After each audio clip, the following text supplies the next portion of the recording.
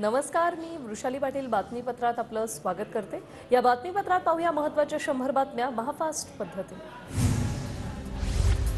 हिम्मत असेल तर मंडल आयोगाला आव्हान द्या, छगन भुजबळांचं मनोज जरांगेंना थेट आव्हान।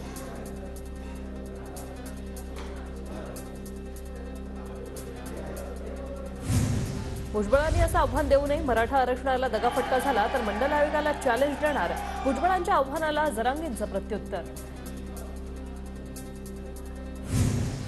ओबीसीना मिळत असलेल्या सवलती आम्हाला मिळायला हव्यात, राजकीय आरक्षणाच्या प्रश्नावर मनोज जरांगेंची प्रतिक्रिया। गावागावांमध्ये ओबीसीना त्रास दिला जातोय, गावागावांमध्ये विजयी उन्माद उत्सव सुरू, शिवीगाळ करा, डीजेवर गाणी वाजवली जात आहेत, छगन भुजबळ यांचा गंभीर आरोप। मागच्यादारांनी कुणबी दाखले दिले जात असल्यानं ओबीसींवर अन्याय, कोर्टात जाणं, मोर्चे काढणं हेच आमच्या समोर पर्याय, छगन भुजबळ यांचा आरोप। छगन भुजबळांना मंत्रिमंडळातून बाहेर काढा, शिवसेना आमदार संजय गायकवाडांची मागणी, मंत्रिमंडळात राहून भुजबळांची मराठ्यांप्रती तिरस्काराची भूमिका, संजय गायकवाडांचा निशाणा। सरकारने काढलेली सगळ्या सोयऱ्यांबाबतची अधिसूचना अंतिम निर्णय नाहीये, अधिसूचनेवर सरकारने हरकती आणि सूचना मागवल्यात, भाजप प्रदेशाध्यक्ष चंद्रशेखर बावनकुळे यांची माहिती। मनोज जरांगे पाटलांवर कुणीही प्रतिक्रिया देऊ नका, देवगिरी बंगल्यावर झालेल्या बैठकीत अजित पवारांच्या सर्व मंत्री आणि आमदारांना सूचना। मराठा आरक्षणाच्या अधिसूचनेला ओबीसी संघटनांकडून कोर्टात आव्हान, ओबीसी वेलफेअर फाउंडेशनचे ॲडव्होकेट मंगेश ससाणे यांची हायकोर्टात याचिका, संविधानाविरोधात जाऊन सगळे सोयरे यांची व्याख्या बदलण्यात येऊ नये, ससाणे यांची भूमिका। मराठा आरक्षणाचं प्रकरण कोर्टात गेलं तरी काही होणार नाही, तरीही आपली सावध भूमिका आहे, मनोज जरांगे यांचं वक्तव्य। जरांगे एवढे ज्ञानी भारतात दुसरं कुणी नाही, जरांगेंना कोटी आणि लाखांमधला फरक कळत नाही, मंत्री छगन भुजबळ यांची जरांगेंवर टीका। राष्ट्रवादी पक्षात कोणत्याही अंतर्गत निवडणुका घेतल्या नाहीत, एनसीपीत संघटनात्मक रचनाच नाही, पवार गटाकडे तसा पुरावाही नाही, अजित पवार गटाचे वकील वीरेंद्र तुळजापूरकरांचा युक्तिवाद। मुंबईत केवळ सत्ताधारी आमदारांनाच विकास निधी, मुंबई महापालिकेचा कारभार माहिती अधिकारात उघड, मुंबईतील 36 आमदारांपैकी 21 सत्ताधारी आमदारांनाच निधी। ठाकरे गटाच्या आमदारांना निधी देऊ नका, मुख्यमंत्री शिंदेंच्या अजित पवारांना सूचना, ठाकरे गटाचे आमदार अजय चौधरी यांचा दावा। शिंदे गटाचे आमदार अनिल बाबर यांचं निधन, वयाच्या 74व्या वर्षी घेतला अखेरचा श्वास, बाबर यांचे पार्थिव अंत्यदर्शनासाठी सांगलीच्या विटामधील गार्डी येथे ठेवण्यात आले। विश्वासू आणि प्रामाणिक आमदार गमावला, अनेक योजना सांगलीत आणण्यासाठी त्यांनी प्रयत्न केले, अनिल बाबर यांच्या निधनावर मुख्यमंत्री एकनाथ शिंदे यांची प्रतिक्रिया। माजी महापौरांचा दोष नसून त्यांच्यामागे असणाऱ्यांची चौकशी व्हावी, संजय राऊतांच्या चौकशीच्या टीकेवर संजय शिरसाटांची टीका। भरती परीक्षेतील घोटाळ्यांसाठी नवा कायदा बनवणार, अर्थसंकल्पीय अधिवेशनात राष्ट्रपतींची माहिती, नारी शक्ती विधेयक मांडल्याबद्दल राष्ट्रपतींकडून सरकारचं अभिनंदन। नवीन सरकार आल्यानंतर पूर्ण बजेट घेऊन येणार, पंतप्रधान मोदींचं वक्तव्य, तर संसदेत गोंधळ घालणं हा काही लोकांचा स्वभाव, गोंधळ घालणाऱ्यांनी आमचं 10 वर्षातील काम पाहावं, मोदींचा विरोधकांवर निशाणा। भाजपचे 4 नेते ईव्हीएम बनवणाऱ्या कंपनीत संचालकपदी नियुक्तीवर माजी केंद्रीय सचिवांचा आक्षेप, EAS शर्मांचं निवडणूक आयोगाला पत्र। ईव्हीएम बनवणाऱ्या कंपनीच्या संचालकपदी भाजपचे 4 नेते, 2024 निवडणूक जिंकण्यासाठी भाजपचं नियोजन, संजय राऊतांचा आरोप। ईव्हीएमबद्दल रडण्यापेक्षा सरळ निवडणुकीच्या रिंगणात या, संजय राऊतांच्या ईव्हीएमवरील टीकेवर नितेश राणे यांचं प्रत्युत्तर। ईव्हीएम मशीन खोटी हे किरीट सोमय्या यांनी शिवसेना भवनात स्वतः सांगितलं, ईव्हीएम मशीन बंद व्हावी ही भाजप सोडून सर्व पक्षांची मागणी, चंद्रकांत खैरे यांची प्रतिक्रिया।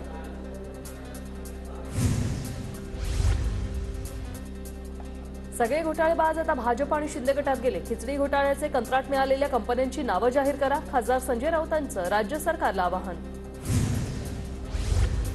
पक्ष सोडल्यावर आरोप करणं ही ठाकरे गटाची परंपरा, खिचडी घोटाळ्यात आमची नावं आली तरी राजकारणाचा त्याग करू, राहुल कनाल आणि अमेय घोलेंचं वक्तव्य, आरोप खोटे निघाले तर संजय राऊत राजीनामा देणार का, राहुल कनाल यांचा राऊतांना सवाल।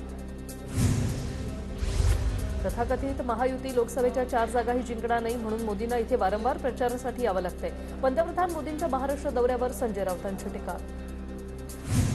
देवगिरी बंगल्यावरील बैठकीत अजित पवार गटाची राज्यसभा निवडणुकीची रणनीती ठरली, कुठल्याही फॉर्मवर सही करू नका, कुठेही अनुमोदन देऊ नका, दादांच्या आमदारांना सूचना।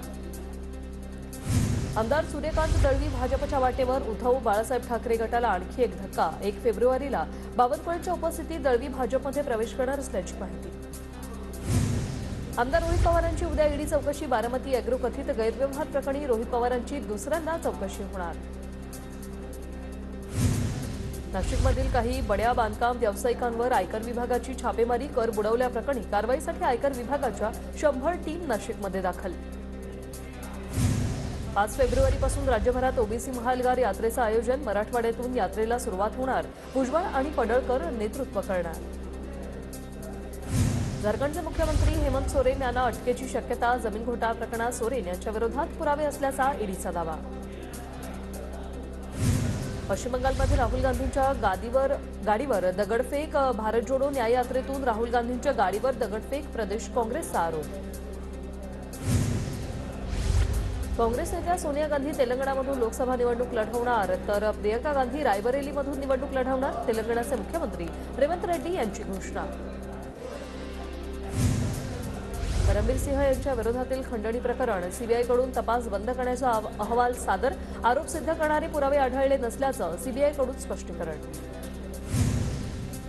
अनिल जयसिंघानीला मुंबई उच्च न्यायालयाकडून जामीन मंजूर। अमृता फडणवीसांना ब्लॅकमेल आणि खंडणीच्या प्रकरणात जयसिंघानी याला अटक। राष्ट्रीय ओबीसी महासंघाची आजपासून नागपूर जिल्ह्यात जनसंवाद यात्रा। ओबीसी जनगणना यासह विविध मागण्यांसाठी बबनराव तायवाडे यांच्या नेतृत्वात यात्रा। ऑल इंडिया पॅन्थर सेनेच्या दीपक केदार यांनी सिल्व्हर ओकवर शरद पवारांची घेतली भेट। पॅन्थर सेनेने भाजप विरोधातील लढाईसाठी पवारांना पाठिंबा दर्शवला।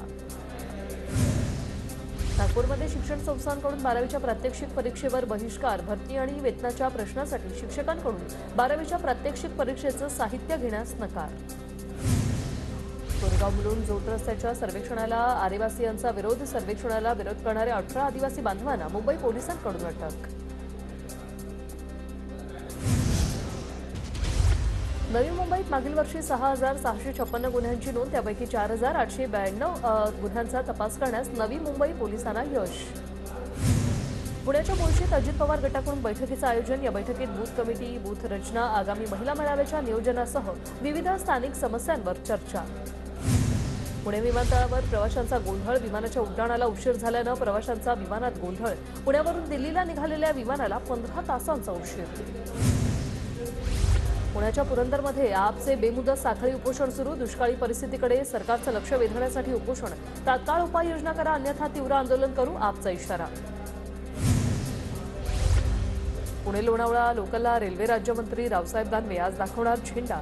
कोविड दरम्यान बंद झालेल्या पुणे लोणावळा दरम्यान दुपारच्या सत्रातील लोकलच्या फेऱ्या पुन्हा सुरू होणार।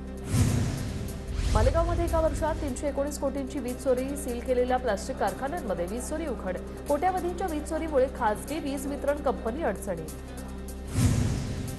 मुंबई महापालिकेकडून मराठा आरक्षणासाठी 70% घरांचं सर्वेक्षण। 25 लाखांहून अधिक घरांचं सर्वेक्षण पूर्ण। आज 1,80,000 घरांचं सर्वेक्षण करण्याचं आव्हान। पुणे जिल्ह्यात मराठा सर्वेक्षणाचं काम 55%, मावळात 81%, मुळशीत 28%। वेळेत सर्वेक्षण पूर्ण करण्याचं जिल्हा प्रशासनासमोर आव्हान। लातूर जिल्ह्यात 5 लाख कुटुंबियांचं सर्वेक्षण काम पूर्ण, तर 17,550 कुटुंबियांचं सर्वेक्षण अद्याप बाकी।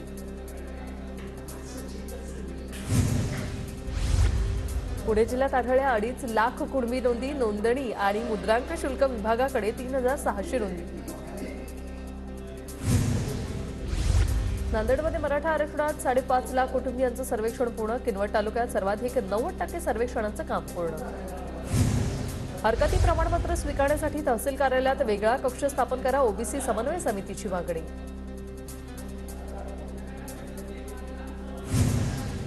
साताऱ्यात 24 तासात 5 जणांचा कोरोना अहवाल पॉझिटिव्ह, तर जिल्ह्यात एकूण 11 जण कोरोना बाधित।